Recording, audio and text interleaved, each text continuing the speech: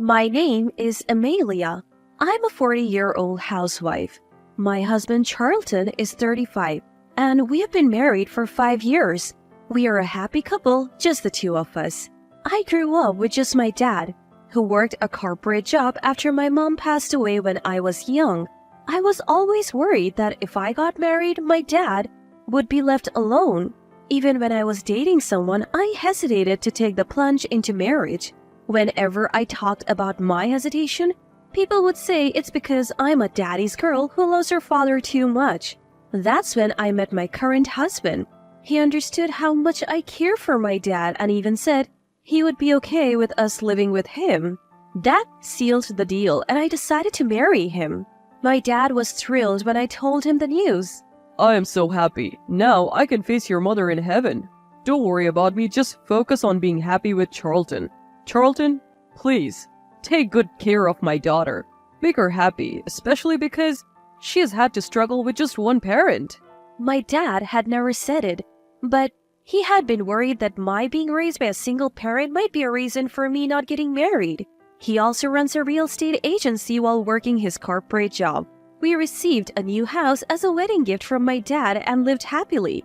Then, 2 years ago, my dad retired at 65. After retiring, he seemed to lose his energy and seemed to age rapidly.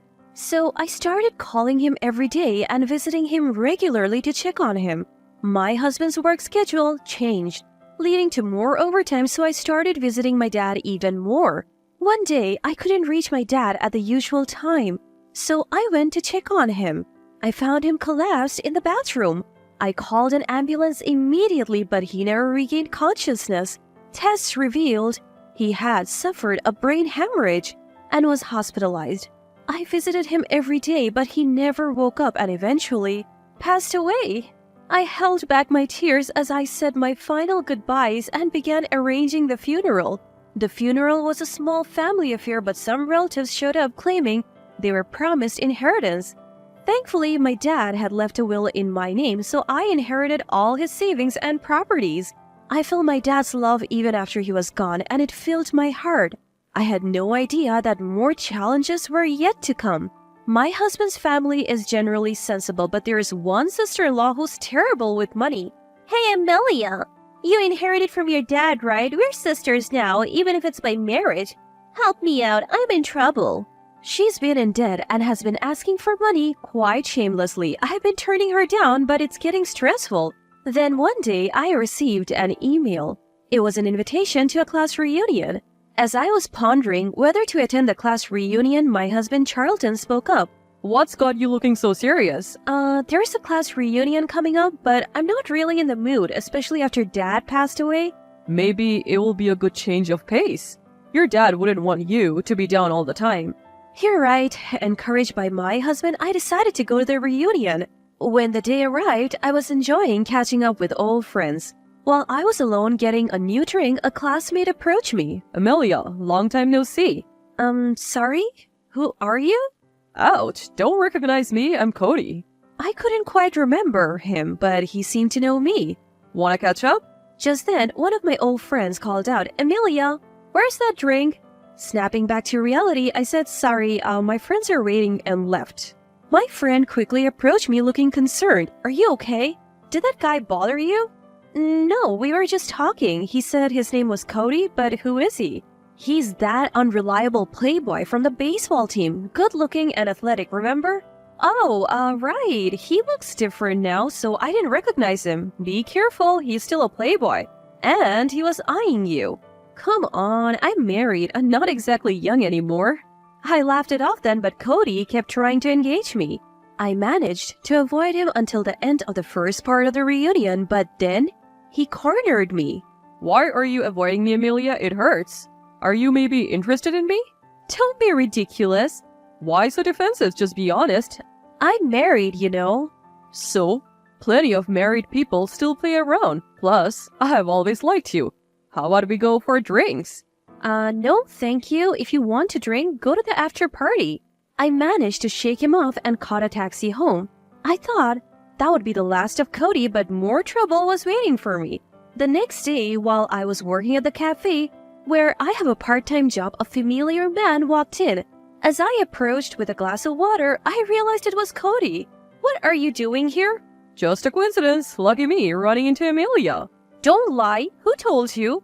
Relax, let me place an order first. 1 blended coffee.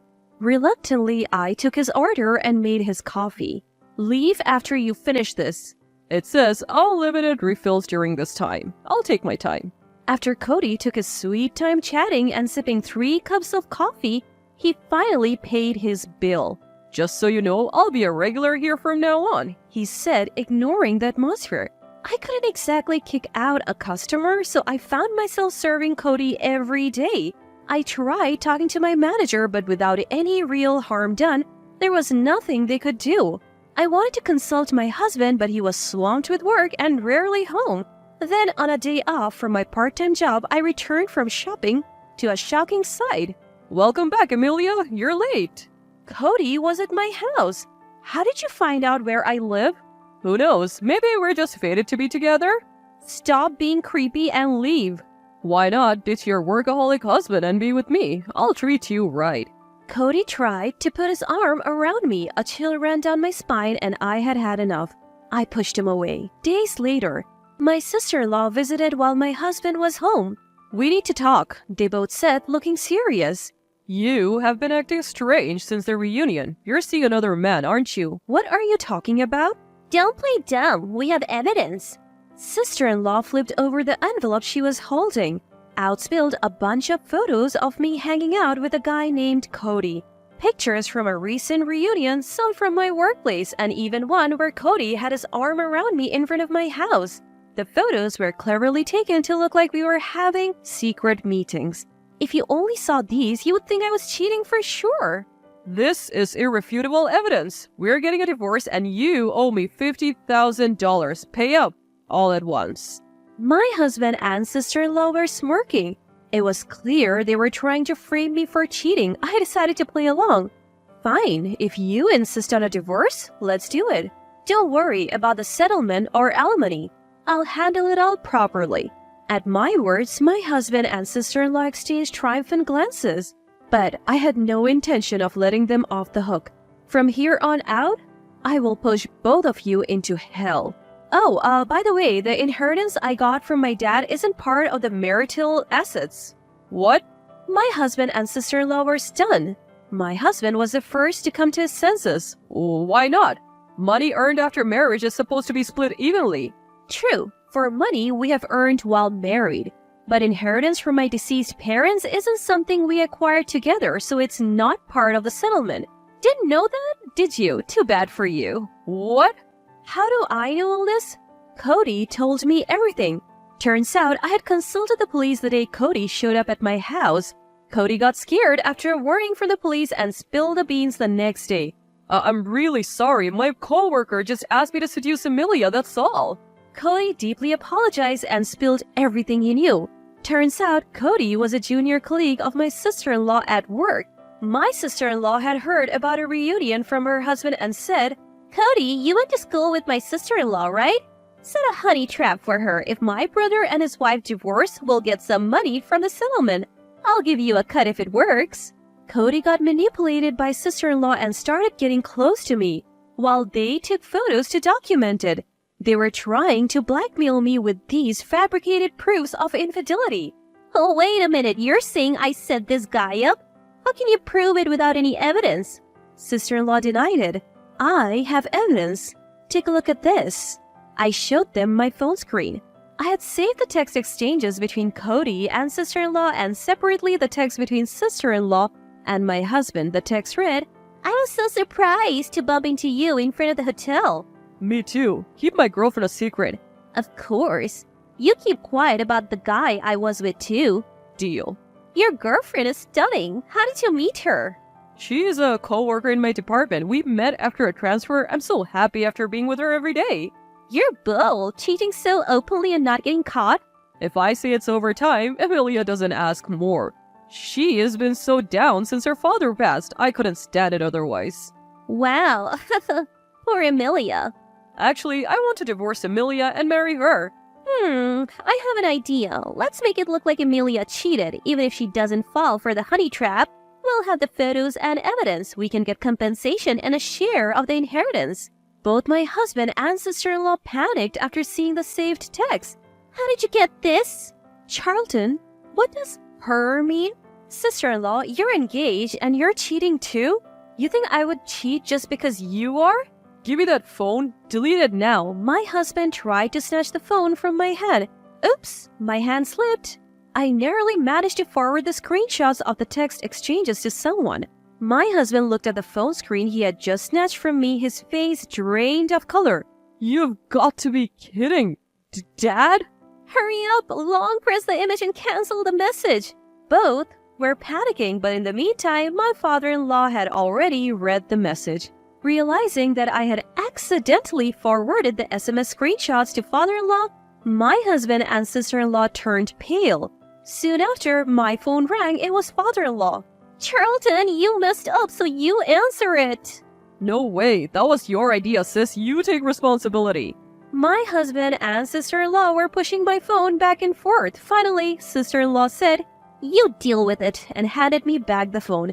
I answered and explained everything to father-in-law. That night, a family meeting was called at my in-laws' house. As expected, my husband and sister-in-law got an earful. "You both cheated and tried to frame an innocent woman? Shame on you." We owe a lot to Amelia's father. How dare you betray that trust? My usually calm mother-in-law looked disgusted and father-in-law was furious. Turns out, my dad and father-in-law had a long-standing business relationship and my dad had helped father-in-law in times of need. Father-in-law turned to me and bowed deeply. I'm so sorry for my foolish daughter and son. I don't know how to apologize.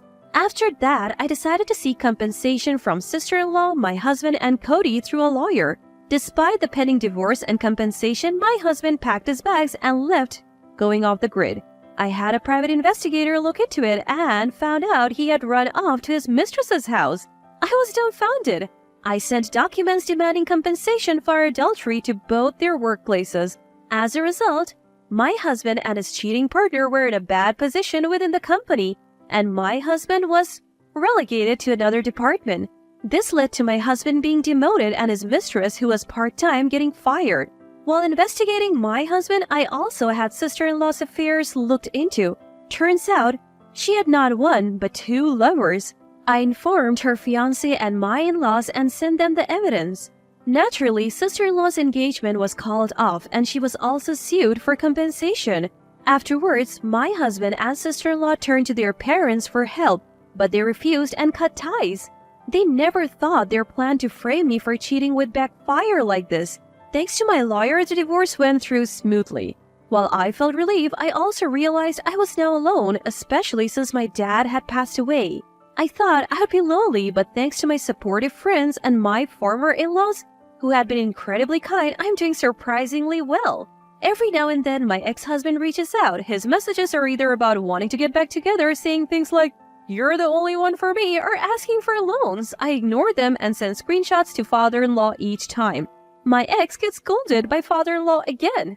Does he not have a learning function in his brain? Maybe he doesn't have a brain at all. Since then, Cody has stopped showing up at the cafe where I work. Now that I'm divorced and don't have to worry about anything, I have decided to work there as a full-time employee. Moving forward, I plan to manage the inheritance my dad left me while working harder than ever.